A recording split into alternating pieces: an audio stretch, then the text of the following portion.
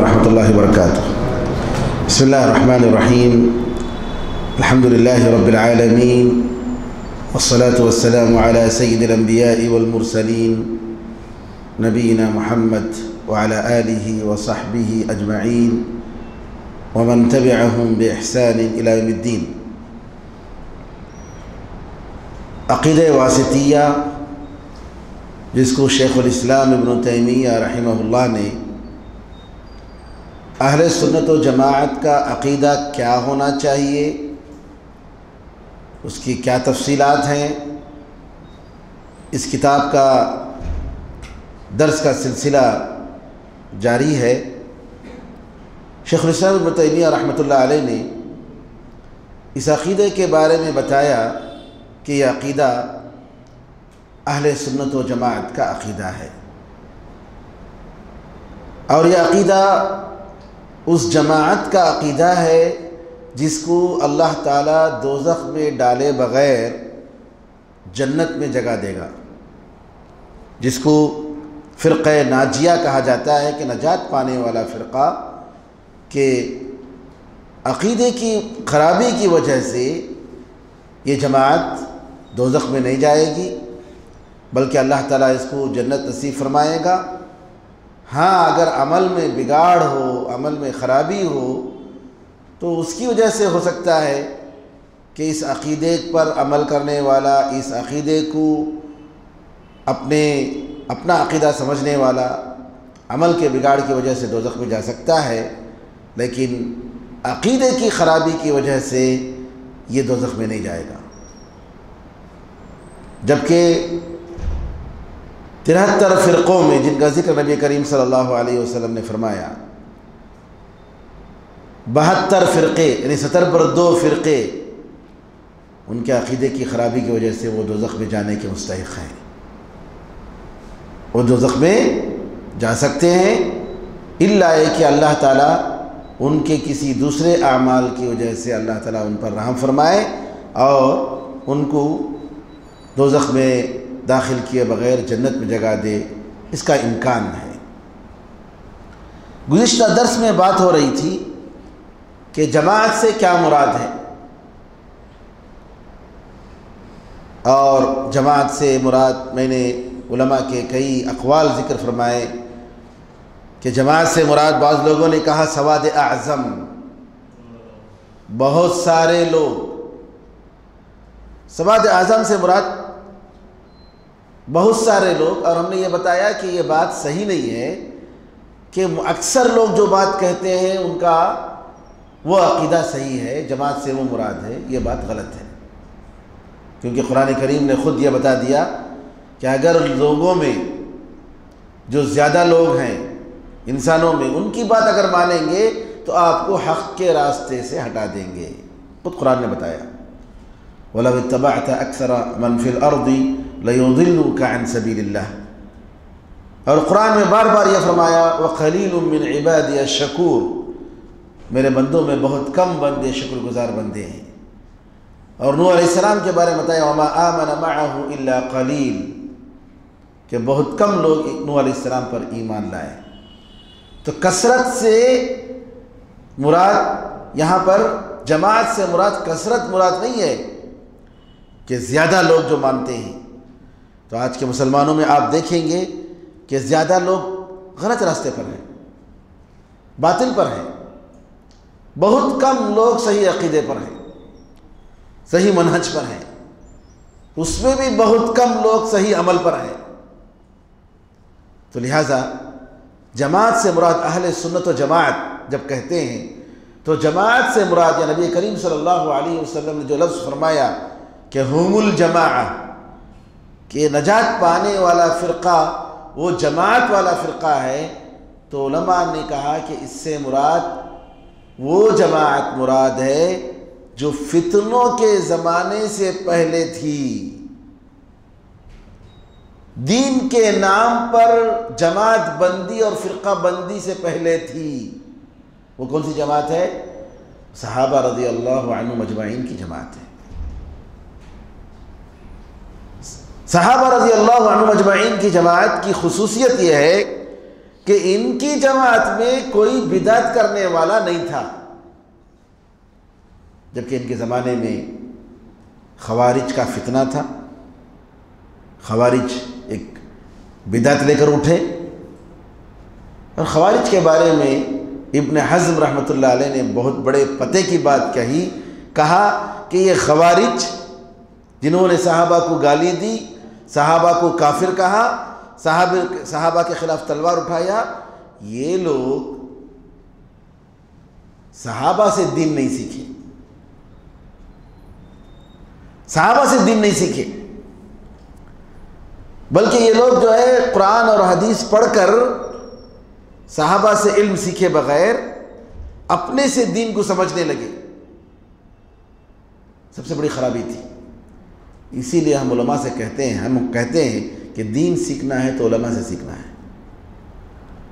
صرف کتابوں سے پڑھ کر، انٹرنیٹ سے دیکھ کر یہ دین سیکھا نہیں جاتا، میگزینوں سے دین سیکھا نہیں جاتا، نیوز پیپروں سے دین سیکھا نہیں جاتا، دین علماء سے سیکھا جاتا ہے۔ اور نبی کریم صلی اللہ علیہ وسلم نے یہی بات بتائی، تسمعون، تم لوگ دین مجھ سے سیکھ رہے ہو، سن رہے ہو، وَيُسْمَعُ مِنْكُمْ، اور ایک زمانہ آئے گا تم سے دین سیکھا جائے گا، وَيُسْمَعُ مِمَّنْ يُسْمَعُ مِنْكُمْ، اور جو لوگ تم سے سیکھیں گے دین، ان سے دین سیکھا جائے گا۔ یہ سلسلہ ہے، تسلسل، کنٹینیوٹی۔ تو صحابہ رضی اللہ اجمعین کی خصوصیت یہ تھی کہ ان کے زمانے میں آپ صحابہ، جتنے صحابہ اٹھا کر دیکھ لیجئے، ایک صحابی کے پاس بھی آپ بدعت نہیں پائیں گے۔ خوارج کی بدعت موجود تھی، قدریہ تقدیر کا انکار کرنے والے موجود تھے، جو کہ عبداللہ بن عمر رضی اللہ عنہما کی جو پہلی حدیث ہے صحیح مسلم میں، جس کا ذکر آتا ہے ایمان اور اسلام اور احسان کے تشریح میں، اور عبداللہ بن عمر رضی اللہ تعالیٰ عنہ نے اس حدیث کو اسی لیے بیان فرمایا کہ بعض لوگوں نے سوال کیا کہ ہمارے طرف، بصرہ کی طرف، عراق میں کچھ لوگ ہیں جو تقدیر کا انکار کرتے ہیں۔ تو اس حدیث کی تفصیل بتاتے ہوئے عبداللہ بن عمر رضی اللہ تعالیٰ عنہ نے فرمایا، کہا کہ میرا ان سے کوئی تعلق نہیں اور ان کا مجھ سے کوئی تعلق نہیں، تم بتا دو کہ صحابہ سے ان کا کوئی تعلق نہیں ہے۔ شیعہ موجود تھے صحابہ کے زمانے میں، کچھ لوگ آئے اور کہنے لگے کہ علی رضی اللہ تعالیٰ سے کہنے لگے تم وہی ہو جو آسمان میں، تم وہی خدا ہو۔ تو آپ ان بدعتوں کا وجود صحابہ کے زمانے میں جو لوگ تھے ان کے اندر موجود تھا، لیکن آپ دیکھیں گے ایک صحابی بھی ایسی بدعتوں میں مبتلا نہیں تھا۔ اور قرآن میں اللہ تعالیٰ نے فرمایا فَمِنْهُمْ مَنْ قَضَى نَحْبَهُ وَمِنْهُمْ مَنْ يَنْتَظِرُ وَمَا بَدَّلُوا تَبْدِيلًا، کہ ان میں صحابہ میں سے کچھ لوگ ہیں اللہ تعالیٰ سے جو انہوں نے وعدہ کیا ہے اس وعدے کو انہوں نے پورا کیا، اور کچھ وہ ہیں وعدہ پورا کرتے ہوئے ان کا انتقال ہو گیا، وہ مر گئے، اور کچھ وہ ہیں جو انتظار کر رہے ہیں اور ان کی زندگیوں میں کسی بھی قسم کی تبدیلی نہیں آئی۔ تو میرے بزرگوں، یہاں الجماعت سے مراد نبی کریم صلی اللہ علیہ وسلم نے جو فرمایا کہ جماعت سے مراد کون ہے، جو 73 فرقوں میں جس کو کہا نبی کریم صلی اللہ علیہ وسلم نے کہ ایک جماعت ہوگی جو دوزخ میں نہیں جائے گی، تو یہ جو ہے صحابہ رضی اللہ عنہ اجمعین کی جماعت ہے، جن کے سارے لوگوں کے بارے میں، سارے افراد کے بارے میں، ان کے سارے انڈیویجلز کے بارے میں اللہ نے کہا کہ رضی اللہ عنہم ورضوا عنہ، اللہ ان سے راضی ہو گئے اور وہ اللہ سے راضی ہو گئے، اور یہ فرمایا وَكُلًّا وَعَدَ اللَّهُ الْحُسْنَى، سارے لوگوں کے ساتھ اللہ نے جنت کا وعدہ کیا۔ حسنہ سے مراد جنت کا وعدہ کیا، یہ اللہ تعالیٰ کا وعدہ ہے۔ یہ کیوں؟ اس لیے کہ انہوں نے اسلام کو صحیح طریقے سے سمجھا اور اس پر عمل کر کے بتایا، اور ان کے حسن عمل کی اور ان کے حسن ایمان کی اللہ تعالیٰ نے سرٹیفکیٹ دی۔ تو یہاں پر الجماع سے مراد کون ہے کہ فتنوں کے آنے سے پہلے اختلافات، دین کے نام پر اختلافات، صحابہ میں کوئی جماعتیں نہیں تھی دین کے نام پر، آج بہت ساری جماعتیں ہیں، لیکن صحابہ رضی اللہ عنہ کے زمانے میں کوئی جماعت نہیں تھی دین کے نام پر۔ اختلافات جیسا کہ اس سے پہلے میں نے بتایا کہ آپس میں صحابہ کے درمیان لڑائی جھگڑا تھا، لیکن کس کی وجہ سے لڑائی جھگڑا؟ کہ عثمان رضی اللہ تعالیٰ عنہ کے خون کا بدلہ لینا چاہیے، اس پر اختلاف تھا۔ اور علی رضی اللہ تعالیٰ عنہ یہ کہتے تھے کہ ہم کمزور ہیں، تم ہمارا ساتھ دو تب ہم ان سے بدلہ لیں گے، عثمان رضی اللہ تعالیٰ عنہ کے قاتلین سے۔ کوئی دین کے مسئلے پر اختلاف نہیں تھا۔ دوسرا مسئلہ تھا اجتہادی مسئلہ کہ عثمان رضی اللہ تعالیٰ عنہ کے خون کا بدلہ لینا چاہیے، معاویہ رضی اللہ تعالیٰ عنہ اس پر مصر تھے، اور علی رضی اللہ تعالیٰ عنہ کہتے تھے کہ تم میرے ساتھ آ جاؤ، تم بیعت کرو، ہم سب مل کر عثمان رضی اللہ تعالیٰ عنہ کے قاتلین کا بدلہ لیں گے۔ اسی پر اختلاف تھا اور کچھ نہیں تھا۔ اور میں نے یہ بھی بتایا ہے کہ معاویہ رضی اللہ تعالیٰ عنہ کے پاس اگر کچھ مسئلہ آتا، اس کا حل نہیں ہوتا، تو علی رضی اللہ تعالیٰ عنہ کے پاس اس کا جواب تلاش کرنے کے لیے لوگوں سے کہتے کہ جاؤ علی سے پوچھو کہ اس مسئلے کا کیا حل ہے۔ تو دین میں کوئی اختلاف نہیں تھا صحابہ رضی اللہ عنہ اجمعین کے پاس، دین کی بنیادی باتوں میں۔ اجتہادی مسائل میں بہت سارے اختلافات تھے، یہ الگ سی بات ہے، لیکن انہوں نے دین کے نام پر اختلافات کی بنیاد پر جماعت بندی کی ہو، فرقہ بندی کی ہو، اس کا کوئی وجود نہیں تھا۔ تو لہٰذا یہی کہیں گے کہ جماعت سے مراد جو حدیث میں آیا ہے، اور اہل سنت و جماعت سے مراد یہ صحابہ رضی اللہ عنہ اجمعین کی جماعت ہے، جو اختلاف آنے سے پہلے، فتنوں کے آنے سے پہلے جس جماعت کا وجود تھا وہ جماعت مراد ہے۔ جو شخص اس جماعت کے راستے پر اور طریقے پر ہوگا وہ سیدھے راستے پر ہوگا۔ اب آئیے ایک دوسرا مسئلہ ہے کہ اہل سنت اور جماعت کا کیا مطلب ہے۔ جیسا کہ اس سے پہلے بھی آ چکا ہے کہ دو معنی میں آتا ہے۔ اہل سنت و جماعت ایک عام معنی میں آتا ہے کہ اہل سنت اور جماعت سے مراد وہ لوگ جو صحابہ رضی اللہ عنہم اجمعین کا احترام کرتے ہیں، شیعہ کے خلاف، شیعہ اور سنی۔ شیعہ کیونکہ صحابہ رضی اللہ عنہم اجمعین کو کہتے ہیں کہ سب کے سب مرتد ہو گئے، سب کے سب کافر ہیں نعوذ باللہ، سوائے 6 صحابہ کے ان کی نظر میں، باقی سارے صحابہ شیعہ کے نظر میں مرتد ہیں، کافر ہیں۔ لیکن شیعہ کے خلاف جتنے لوگ ہیں، جتنے مسلمان ہیں، سنی، یہ سارے مسلمان صحابہ رضی اللہ اجمعین کے احترام اور ان کی عزت اور ان کے ایمان کے قائل ہیں۔ ایک تو وہ معنی ہے۔ دوسرا معنی اہل سنت و جماعت سے مراد وہ لوگ ہیں جو نبی کریم صلی اللہ علیہ وسلم کے صحابہ کے راستے پر ایمان میں، عقیدے میں اور عمل میں، زہد و اخلاق میں سب صحابہ رضی اللہ عنہ اجمعین کے طریقے پر ہیں، یہ مراد ہے۔ بعض لوگوں نے اشعری، جو ابو الحسن اشعری رحمۃ اللہ علیہ کے عقیدے پر لوگ ہیں، عام طور پر شافعی مسلک کے لوگ مصر میں اور اسی طریقے سے افریقہ کے بہت سارے علاقوں میں عقیدے میں اشعری طریقے پر ہیں۔ اشعری طریقہ کیا ہے مختصر طور پر بتاؤں۔ یہ لوگ اللہ تعالیٰ کے صفات میں صرف 7 صفات پر ایمان رکھتے ہیں، جن کے بارے میں ان کا خیال ہے کہ ان کے بغیر خدا کا تصور ناممکن ہے، کہ اللہ تعالیٰ پیدا کرنے والا ہے، اللہ تعالیٰ رزق دینے والا ہے، اللہ تعالیٰ سنتا ہے۔ لیکن کیسے سنتا ہے؟ جی وہ لوگ کہتے ہیں کہ سننے کی کوئی اللہ تعالیٰ کے پاس کوئی طاقت ہے نہیں، سنتا ہے بس، لیکن وہ سننے کے بارے میں کہ اللہ تعالیٰ کی کان ہے، اللہ تعالیٰ کا ہاتھ ہے، اللہ تعالیٰ بات کرتا ہے، لیکن تو یہ صفات ذات ہیں، ان سارے صفات کا انکار کرتے ہیں کہ اللہ کا ہاتھ نہیں ہے، اللہ تعالیٰ کی آنکھیں نہیں ہیں۔ تو ذات صفات کسی بھی انسان کے وجود کے لیے ذات ہے، اس کے اعضاء ہیں، تو اللہ تعالیٰ کی بھی جو صفات ہیں اس کو ماننا ضروری ہے، جو قرآن میں ہے تو ماننا ضروری ہے۔ آپ بھی موجود ہیں، ہم زندہ ہیں، اللہ بھی زندہ ہے، لیکن ہماری زندگی میں اللہ کی زندگی میں فرق ہے۔ ہماری زندگی ختم ہونے والی ہے، لیکن اللہ کی زندگی ہمیشہ رہنے والی ہے۔ جب آپ کا وجود ہے اور اللہ تعالیٰ کا بھی وجود ہے، اس کی وجہ سے اللہ تعالیٰ کی صفات اور ہمارے صفات میں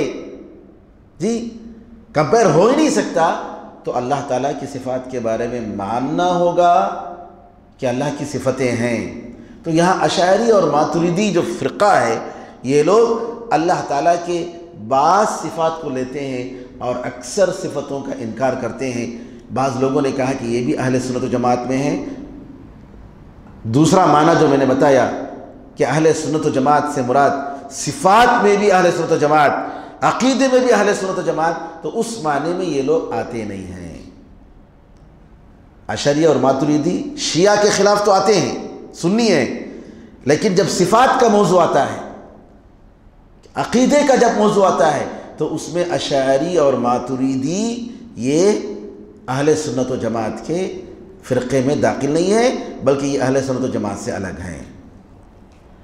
یہی علماء کا خیال ہے۔ اور اس کے بعد آئیے ایمان کی تعریف۔ ایمان کیا چیز ہے؟ ایمان سے مراد شیخ الاسلام تیمیہ رحمۃ اللہ علیہ ذکر فرماتے ہیں کہ اللہ پر ایمان، فرشتوں پر ایمان، کتابوں پر ایمان، اس کے رسولوں پر ایمان، آخرت پر ایمان، اور تقدیر کے اچھے اور برے پر ایمان۔ یہ جو نبی کریم صلی اللہ علیہ وسلم کی حدیث جبریل میں آیا ہے، یہ اس کی تفصیل ہے۔ اب ایک ایک ایمانیات کے بارے میں تفصیل سے ہم انشاءاللہ کلام کریں گے۔ اللہ پر ایمان اور اس طریقے سے فرشتوں پر ایمان، ان ایمانیات کا ذکر تو قرآن کریم میں بھی آیا ہے۔ سورہ بقرہ میں اللہ نے فرمایا لیس البر ان تولوا وجوہکم قبل المشرق والمغرب، نیکی یہ نہیں ہے کہ تم اپنے چہروں کو مشرق و مغرب کی طرف پھیرو، بلکہ نیکی یہ ہے کہ اللہ پر ایمان لائے، آخرت پر ایمان لائے، فرشتوں پر ایمان لائے، کتابوں پر ایمان لائے، نبیوں پر ایمان لائے۔ اور اسی طریقے سے ان 5 کا ذکر سورہ بقرہ کی آخری آیت میں بھی کل آمن باللہ وملائکتہ وکتبہ ورسلہ لا نفرق بین احد من رسلہ، اس کا بھی ذکر آیا اس میں بھی۔ اور تقدیر کا دوسری آیت میں آیا انا کل شیء خلقناہ بقدر، کہ ہر چیز کو ہم نے تقدیر سے بنایا ہے۔ اور حقیقت میں دیکھیں تو تقدیر پر ایمان اللہ تعالیٰ پر ایمان کا ایک حصہ ہے، کیونکہ تقدیر کا مطلب یہ ہے کہ اللہ تعالیٰ ساری چیزوں کا علم رکھتا ہے۔ لیکن ایمان، ان ساری چیزوں پر ایمان سے پہلے یہ معلوم کرنا ضروری ہے کہ ایمان کس کو کہتے ہیں۔ ایمان کہتے ہیں عربی زبان میں تصدیق کو، کہ ہم اس کو مانتے ہیں، ہم اس کی سچائی پر یقین کرتے ہیں۔ وہ تصدیق کے معنی میں سورہ یوسف میں اللہ تعالیٰ نے سورہ یوسف میں یوسف علیہ السلام کے بھائیوں کی زبانی فرمایا وما انت بمؤمن لنا ولو كنا صادقین۔ یوسف علیہ السلام کے بھائیوں نے ان کے ابو سے، یعقوب علیہ السلام سے کہا کہ آپ ہماری بات کو ماننے والے نہیں ہیں اگرچہ کہ آپ سچے ہیں، ہم سچے ہیں۔ وما انت بمؤمن لنا ولو كنا صادقین، مؤمن سے مراد یہاں پر کہ آپ ہماری بات کو ماننے والے نہیں ہیں، ہماری آپ تصدیق کرنے والے نہیں ہیں۔ تو عربی زبان میں ایمان کہتے ہیں تصدیق کرنے کو، کسی کی بات ماننے کو، کسی کی بات قبول کرنے کو۔ لیکن شریعت میں ایمان سے مراد علماء نے کہا الایمان اعتقاد بالجنان، دل سے ایمان لانا ہے، اقرار کرنا ہے، اعتراف کرنا ہے، عقیدہ رکھنا ہے۔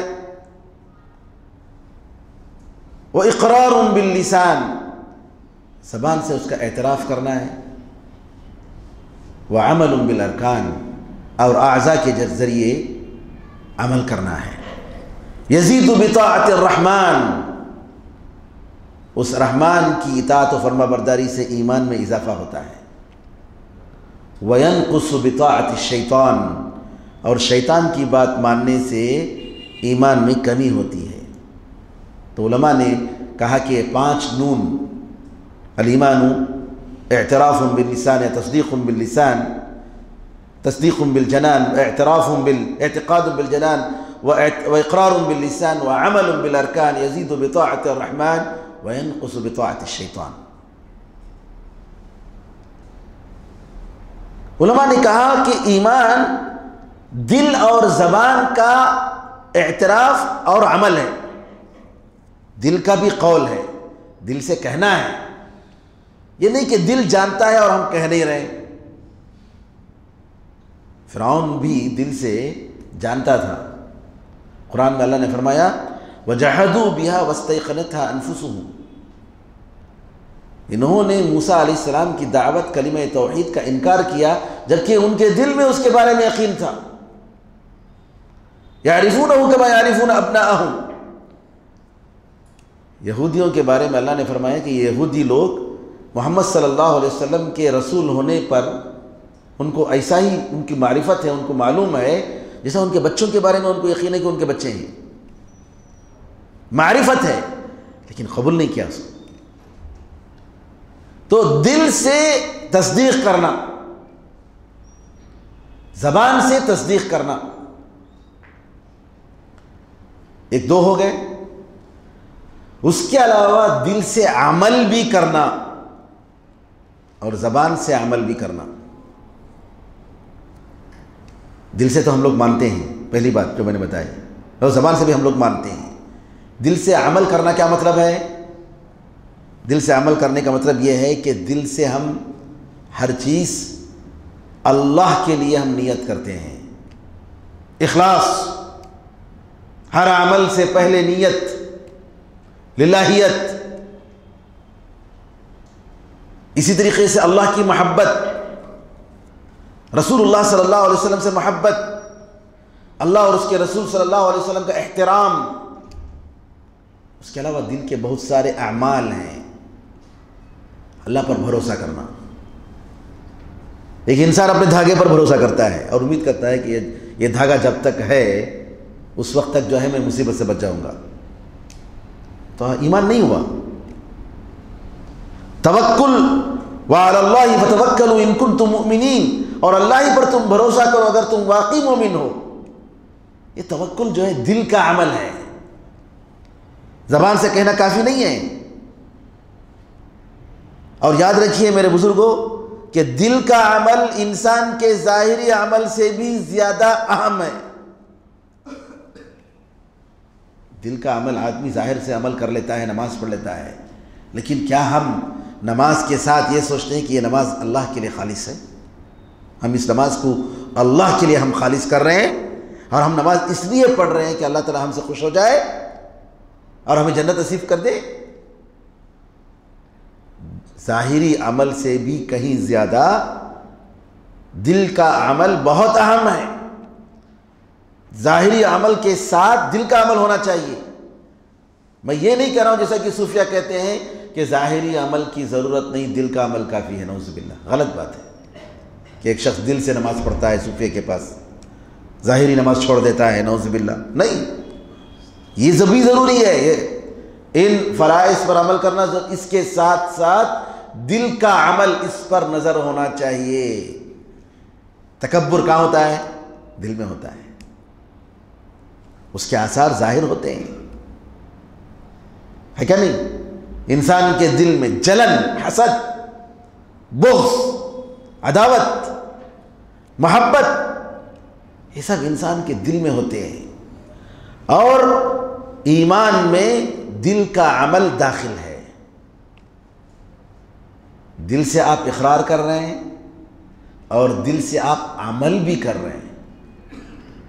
تو دل کے اعمال میں میرے بزرگوں بھائیوں کیا ہے؟ اللہ پر بھروسہ کرنا، اللہ تعالیٰ ہی کی طرف راغب ہو جانا، کہ شوق، رغبت، محبت اللہ تعالیٰ سے ہے، ڈر اللہ تعالیٰ سے ہے، اور اللہ تعالیٰ کی طرف پلٹ کر جا رہے ہیں۔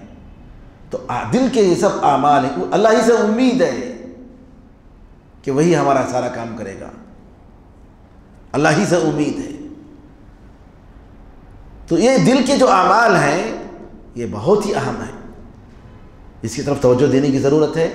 اور دل کے اعمال کے تعلق سے شیخ الاسلام ابن القیم رحمۃ اللہ علیہ کی کتابوں کا اگر آپ مطالعہ کریں گے کہ ابن القیم رحمۃ اللہ علیہ نے اس سلسلے میں بہت ساری کتابیں لکھی ہیں، تو ان کی کتابوں میں آپ پائیں گے کہ دل کے عمل کی طرف بہت ترکیز کرتے ہیں تاکہ ہمارا عمل سدھرے، ورنہ انسان ایک مشین کی طرح کام کر رہا ہے، ایک روٹین کی طرح کام کر رہا ہے۔ نیت اگر نہ ہو، اخلاص نہ ہو، تو اس کی روٹین میں اور اس کے عبادت میں کوئی فرق نہیں۔ جی ایک آدمی پانی وضو کرتا ہے، نیت کرتا ہے کہ میں اللہ کے لیے نماز کے لیے وضو کر رہا ہوں، آزاد ہوتا ہے، لیکن یہ وہی ایک آدمی بغیر کسی نیت کے جو ہے شاور کے سامنے کھڑا ہو گیا، ارادہ نہیں تھا، غسل کرنے کے لیے، گرمی دور کرنے کے لیے یا پاک صاف ہونے کے لیے کر رہا ہے، تو وہ وضو جو ہے کافی نہیں ہے، اگرچہ کہ وضو کے اعضاء پر پورا پانی پھر گزر رہا ہے، سارے جسم پر پانی ڈال رہا ہے، چونکہ نیت نہیں، اس وجہ سے اس کا اعتبار نہیں۔ تو میرے بزرگوں، یہاں پر دل کا عمل بہت ضروری ہے، اور اسی لیے علماء کہتے ہیں کہ ایمان میں دل اور زبان کا اعتراف اور دونوں کا عمل چاہیے۔ اور اسی طریقے سے قرآن کریم، حدیث میں نبی کریم صلی اللہ علیہ وسلم نے اور قرآن میں بھی عمل کو داخل کیا ہے کہ عمل ایمان میں داخل ہے، ورنہ آپ دیکھیں گے بہت ساری ایسی جماعتیں ہیں جو یہ کہتے ہیں کہ ایمان کا مطلب کہ آپ نے دل سے مان لیا، یہ آپ کے لیے کافی ہے، عمل کرنا کوئی ضروری نہیں ہے، آپ جنت میں چلے جائیں گے۔ یہ بات بالکل ہی غلط ہے۔ نبی کریم صلی اللہ علیہ وسلم نے صحابہ سے پوچھا، آپ کو معلوم ہے کہ یہ کہ اللہ پر ایمان لانے کا کیا مطلب ہے؟ صحابہ نے کہا کہ اللہ اور اس کے رسول زیادہ جانتے ہیں۔ نبی کریم صلی اللہ علیہ وسلم نے فرمایا کہ ایمان کا مطلب یہ ہے کہ اللہ تعالیٰ کے سوا معبود برحق کوئی نہیں، لا الہ الا اللہ کی گواہی دینا، اور یہ گواہی دینا کہ محمد صلی اللہ علیہ وسلم اللہ کے رسول ہیں، نماز قائم کرنا، زکوٰۃ دینا، رمضان کے روزے رکھنا، اور یہ کہ غنیمت کے مال کا 5واں حصہ جو اسلامی حکومت ہے اس کے حوالے کرنا۔ اور 4 چیزوں سے نبی کریم صلی اللہ علیہ وسلم نے منع کیا، اور یہ سارے برتن جو ہے اس پرانے زمانے میں شراب کے لیے استعمال ہوتے تھے، تو نبی کریم صلی اللہ علیہ وسلم نے ان برتنوں کو، 4 قسم کے برتنوں کو استعمال کرنے سے منع کیا، اور فرمایا ان کو یاد رکھو، اور تمہارے پیچھے جو لوگ ہیں تمہارے لوگ ان کو بتاؤ۔ ایمان کے بارے میں بتاتے ہوئے نبی کریم صلی اللہ علیہ وسلم نے عمل کو داخل کیا۔ تو اس کا کیا مطلب ہوا کہ ایمان میں عمل داخل ہے۔ اگر کوئی شخص یہ کہتا ہے کہ میں اللہ اور اس کے رسول پر ایمان لاتا ہوں، عمل نہیں کرتا ہوں، میں نماز نہیں پڑھتا ہوں، میں روزہ نہیں رکھتا ہوں، زکوٰۃ نہیں دیتا ہوں، تو مومن ہے ہی نہیں، کیونکہ ایمان کی جو تعریف ہے اس کے مطابق اس نے اپنے ایمان کو مکمل نہیں کیا، اس کا واجب ایمان پورا نہیں ہوا۔ واجب ایمان پورا ہونے کے لیے ضروری ہے کہ وہ عمل کو بھی داخل کرے۔ اسی لیے اللہ تعالیٰ فرماتا ہے قرآن کریم میں، انما المؤمنون، حقیقت میں مومن وہ ہیں، الذین اذا ذکر اللہ، وہ لوگ جن کے سامنے اللہ کا ذکر کیا جائے، وجلت قلوبہم، ان کے دل ڈرنے لگتے ہیں، وَإِذَا تُلِيَتْ عَلَيْهِمْ آيَاتُهُ زَادَتْهُمْ إِيمَانًا، اور جب قرآن کریم کی آیتوں کی تلاوت کی جاتی ہے تو ان کے ایمان میں اضافہ ہوتا ہے، وَعَلَىٰ رَبِّهِمْ يَتَوَكَّلُونَ، اور ان کے پروردگار پر بھروسہ کرتے ہیں، الَّذِينَ يُقِيمُونَ الصَّلَاةَ، جو نماز قائم کرتے ہیں، وَمِمَّا رَزَقْنَاهُمْ يُنْفِقُونَ، اور جو ہم نے دیا ہے اس میں سے خرچ کرتے ہیں، اولئک هم المؤمنون حقا، یہی سچے معنی میں مومن ہیں۔ تو اللہ نے یہاں پر سچے مومن کی تعریف کرتے ہوئے عمل کو داخل کیا۔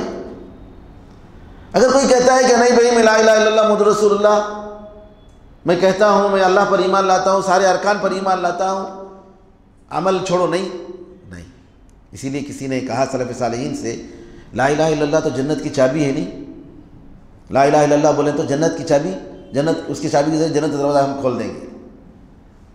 تو علماء نے کہا ہاں، چابی کے دانت ہوتے ہیں، یہ دانت ہوتے ہیں، وہ دانت جا کر جب قفل کے ساتھ جب میچ ہوتا ہے تو چابی کھولتی ہے، ورنہ چابی وہ نہیں کھولے گی جنت کے دروازہ۔ تو یہ دانت جو ہیں وہ عمل ہے۔ تو انسان یہ نہ کہے کہ میں اللہ پر ایمان لاتا ہوں اور جنت میں چلا جاؤں گا، نہیں، ہرگز نہیں۔ اسی طریقے سے قرآن میں اللہ تعالیٰ فرماتا ہے انما المؤمنون الذین آمنوا باللہ ورسولہ وَإِذَا كَانُوا مَعَهُ عَلَىٰ أَمْرٍ جَامِعٍ لَمْ يَذْهَبُوا حَتَّىٰ يَسْتَأْذِنُوهُ۔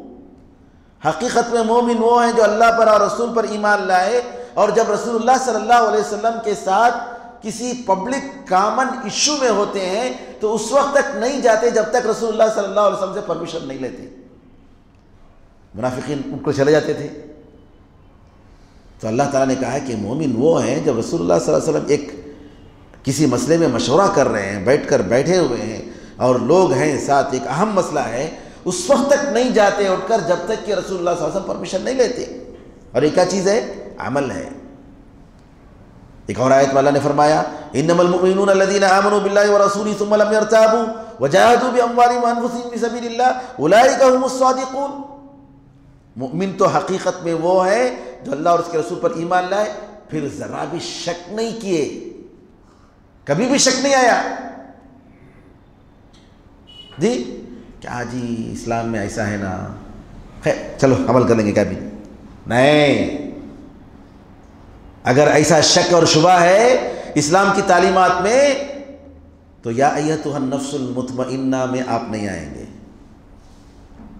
اے وہ مطمئن نفس ارجعی الی ربک راضیۃ مرضیہ۔ سکرات کی حالت میں، موت کی حالت میں کہا جائے گا، کیا کہا جائے گا مومن سے؟ اے مطمئن نفس۔ مطمئن نفس سے کیا مراد ہے؟ اللہ کے احکام پر بالکل مطمئن، راضی برضا، اللہ نے جو بھی کہا اس پر مطمئن، اللہ کے آرڈر پر مطمئن، اللہ کی تقدیر پر مطمئن، جو بھی ہوتا ہے اللہ کی تقدیر ہے، بھروسہ کرتا ہے۔ تو یہاں ضروری ہے کہ مومن حقیقت میں وہ ہیں جو اللہ اور اس کے رسول پر ایمان لائے، ثم لم یرتابوا، ذرا برابر بھی اللہ اور اس کے رسول صلی اللہ علیہ وسلم کی تعلیمات قرآن اور حدیث سے اور وحی الہی سے ثابت ہو گئی، ذرا بھی شک نہیں، آمنا وصدقنا، وجاہدوا باموالہم وانفسہم فی سبیل اللہ، اور اللہ اور اس کے اللہ کے راستے میں اپنی جان اور اپنے مال سے کیا کریے؟ انہوں نے جہاد کیا۔ تو یہاں پر مومنوں کا ذکر کرتے ہوئے اللہ نے فرمایا کہ مومن کون ہے حقیقت میں؟ جو یہ کرتے ہیں، جہاد کو ذکر ہے، اور جہاد عمل میں داخل ہے۔ کہا اولئک هم الصادقون، یہی سچے لوگ ہیں۔ اس قسم کے بہت ساری آیتیں ہیں، اور امام بخاری رحمۃ اللہ علیہ نے اپنی صحیح بخاری میں کتاب الایمان میں بہت ساری حدیث نقل کی، یہ بتانے کے لیے کہ عمل ایمان میں داخل ہے۔ آپ نے باب باندھا، باب من قال ان الایمان هو العمل، ایمان ہی عمل ہے، اس کے بارے میں آپ نے چیپٹر باندھا۔ باب الجہاد من الایمان، کہ جہاد ایمان میں سے ہے۔ تطوع قیام رمضان من الایمان، کہ رمضان کی راتوں میں نفل نمازیں پڑھنا، تراویح پڑھنا ایمان میں سے ہے۔ صوم رمضان احتسابا من الایمان، رمضان کے روزے ثواب کی نیت سے رکھنا ایمان میں سے ہے۔ الصلاۃ من الایمان، کہ نماز ایمان میں سے ہے۔ جنازے کی مومن جنازے کے پیچھے جانا ایمان میں سے ہے۔ مال غنیمت دینا ایمان میں سے ہے۔ اور یہ کہ ایمان سب سے بڑا افضل عمل ہے۔ شرم و حیا کرنا ایمان میں سے ہے۔ پڑوسیوں کے ساتھ اچھا سلوک کرنا ایمان میں سے ہے۔ مہمان کی عزت کرنا ایمان میں سے ہے۔ ہاتھ سے، دل سے، زبان سے برائی کو بدلنے کی کوشش کرنا ایمان میں سے ہے۔ یہ سب امام بخاری رحمۃ اللہ علیہ نے الگ الگ چیپٹر باندھ کر اس کے تحت حدیثیں نقل فرمائی۔ تو معلوم ہوا کہ عمل ایمان میں داخل ہے۔ جیسے بعض چیزوں کو چھوڑنا بھی ایمان میں داخل ہے، کفر اور شرک کی چیزوں کو چھوڑنا ایمان میں داخل ہے، گناہوں کو چھوڑنا ایمان میں داخل ہے، دل کو خراب کرنے والی چیزیں، دل کے اعمال کو برباد کرنے والی چیزیں ایمان میں داخل ہیں۔ تو یہ ساری چیزوں کو ایمان میں داخل کیا جائے گا، ایمان سے الگ نہیں کیا جائے گا۔ یہ اس وجہ سے کہ بعض لوگوں نے کہا کہ یہ عمل ایمان میں نہیں ہے۔ علماء نے ان کی تقسیم کی کہ یہ لوگ 4 قسم کے لوگ ہیں جو کہتے ہیں کہ ایمان سے مراد دل کی معرفت، دل سے جان لیا تو ایمان۔ تو اس کے مطابق جو ہے ابلیس بھی مومن ہے، ابلیس بھی مومن ہے، کیونکہ اللہ تعالیٰ نے ابلیس کے بارے میں بتایا کہ ابلیس نے اللہ تعالیٰ سے مانگا کہ تیری عزت کی قسم میں ان کو جو ہے گمراہ کروں گا، اور کہا رب انذرنی الی یوم یبعثون، اے میرے پروردگار قیامت کے دن تک مجھے مہلت دے۔ تو کیا اللہ پر ایمان رکھ رہا ہے اور آخرت پر بھی ایمان ہے اس کا؟ کس کا؟ ابلیس کا۔ قیامت کے دن تک مجھے مہلت دے پوچھ رہا ہے تاکہ میں لوگوں کو گمراہ کروں، انسانوں اور جنوں کو گمراہ کروں، اس لیے مجھے مہلت دے۔ اور اللہ تعالیٰ نے بھی اس کی دعا قبول کر لی۔ قال فإنك من المنظرین۔ تو کہنے کا مطلب یہ ہے کہ ابلیس بھی جانتا ہے کہ اللہ کے سوا دوسرا کوئی خدا نہیں، اس نے دعا کی اللہ تعالیٰ سے، اور آخرت پر بھی اس کا ایمان ہے۔ تو صرف معرفت دل سے پہچان لینا ایمان کے لیے دلیل نہیں ہے، ضروری ہے کہ پہچاننے کے ساتھ ساتھ دل اس کا قبول کرے، اس کی تصدیق کرے، اس کو مانے، اس کو تسلیم کرے اور عمل کرے، تبھی وہ مومن میں داخل ہوگا، ورنہ مومن میں داخل نہیں ہوگا۔ پھر اس کے بعد یہ جو ہے مرجئہ کا ایک فرقہ ہے جو یہ کہتا ہے کہ صرف دل میں اگر معرفت ہے تو کافی ہے۔ آج بعض لوگ بعض اسپیکر غلطی سے کہتے ہیں کہ کوئی اللہ تعالیٰ پر ایمان کہتا ہے اللہ ایک ہے، خدا ایک ہے مانتا ہے، کیا وہ جنت میں چلا جائے گا؟ اب وہ کہتے ہیں کہ وہ 0.0000000 مائنس پوائنٹ جو ہے جنت میں جا سکتا ہے، یعنی رسول اللہ صلی اللہ علیہ وسلم پر ایمان نہیں لایا، رسول اللہ صلی اللہ علیہ وسلم پر ایمان نہیں لایا، اللہ پر صرف ایمان لاتا ہے، تو کیا وہ جا سکتا ہے؟ تو اس جواب غلط ہے۔ بھئی اللہ پر ایمان لانا جیسا ضروری ہے، رسول اللہ صلی اللہ علیہ وسلم پر ایمان لانا ضروری ہے۔ یہاں پر یہودی بہت سارے لوگ ایمان لائے تھے، جانتے تھے اللہ کی وحدانیت کے قائل تھے۔ عیسائی لوگ قائل تھے، کئی عیسائی لوگ قائل تھے اللہ کی وحدانیت پر، لیکن اگر رسول پر ایمان لاتا ہے تو کیسے وہ مومن ہو سکتا ہے؟ خود رسول اللہ صلی اللہ علیہ وسلم نے بھی فرمایا اگر کوئی یہودی اور عیسائی میرے بارے میں سنتا ہے لیکن مجھ پر ایمان نہیں لاتا ہے تو ضرور دوزخ میں جائے گا۔ تو یہاں اللہ تعالیٰ کی معرفت کافی نہیں، اللہ پر ایمان لانا، دل سے، اور دل سے عمل کرنا، دل سے عمل جیسا کہ میں نے بتایا اللہ پر بھروسہ، ساری چیزیں، اللہ تعالیٰ سے محبت، اللہ سے خوف، تو ورنہ جو ہے وہ مومن نہیں۔ دوسرا ایک فرقہ ہے ان لوگوں میں جو لوگ عمل کو ایمان میں داخل نہیں کرتے ہیں، وہ یہ ہے کہ وہ لوگ کہتے ہیں دل سے معرفت نہیں، دل سے مانتا بھی ہے، دل سے مانتا بھی ہے، لیکن دل سے ماننے کے بعد عمل کو وہ لوگ داخل نہیں کر رہے ہیں۔ دل سے مانتا ہے لیکن عمل کو داخل نہیں کر رہے۔ یہ اشاعرہ کا فرقہ ہے، اشعری فرقہ جو ابو الحسن اشعری کو مانتا ہے، تو ان لوگوں کے پاس ایمان کی تعریف ہے، حالانکہ یہ بھی غلط ہے۔ تیسرا فرقہ ہے جو کہتا ہے کہ ایمان دل سے مانتا ہے اور زبان سے اقرار کرتا ہے لیکن عمل داخل نہیں ہے، یہ بھی غلط ہے۔ اور چوتھا فرقہ کہتا ہے کہ ایمان جو ہے زبان سے بولے کافی ہے، دل سے اقرار نہیں کرے تو بھی چلتا ہے۔ تو منافق آ گیا، منافق اس میں آ گیا، مومن بن گیا، کیونکہ منافق زبان سے تو اعتراف کرتا ہے لیکن دل سے نہیں مانتا ہے۔ تو بہرحال یہ چیزیں کچھ تھی جو آج کے درس میں ایمان قول اور عمل، جیسا کہ میں نے کہا کہ ایمان قول بھی ہے اور عمل بھی ہے، دل سے بھی قول ہے اور زبان سے بھی قول ہے۔ دل سے قول یہ ہے کہ ہم دل سے تسلیم کرتے ہیں، اللہ کی وحدانیت پر ایمان لاتے ہیں، اور دل کا عمل یہ ہے کہ اس کے تقاضے کے مطابق صرف اللہ پر بھروسہ کرتے ہیں، اللہ سے امید کرتے ہیں، اللہ سے محبت کرتے ہیں، اللہ سے ڈرتے ہیں، رسول اللہ صلی اللہ علیہ وسلم کی اور اللہ کی عزت کرتے ہیں۔ یہ سب جو ہے دل کے اعمال ہیں، اور ظاہری عمل تو ہے دوسری چیزیں، نماز، روزہ، زکوٰۃ اور حج، دوسرے بہت سارے اعمال ہیں۔ تو ایمان کے بارے میں آئندہ درس میں انشاءاللہ ہم اللہ تعالیٰ پر ایمان اس کی تفصیل میں بتائیں گے۔ اللہ تعالیٰ سے دعا ہے کہ اللہ تعالیٰ ہمیں اور آپ کو دین حق کو سمجھنے اور صحیح عقیدہ اور صحیح منہج پر زندگی گزارنے اور اسی پر بننے کی توفیق عطا فرمائے۔ آمین ارحم الراحمین والحمد للہ رب العالمین وصلی اللہ وسلم علی نبینا محمد وعلی آلہ وصحبہ اجمعین۔ سبحانک اللہم وبحمدک اشہد ان لا الہ الا انت استغفرک واتوب الیک۔ السلام علیکم ورحمۃ اللہ وبرکاتہ۔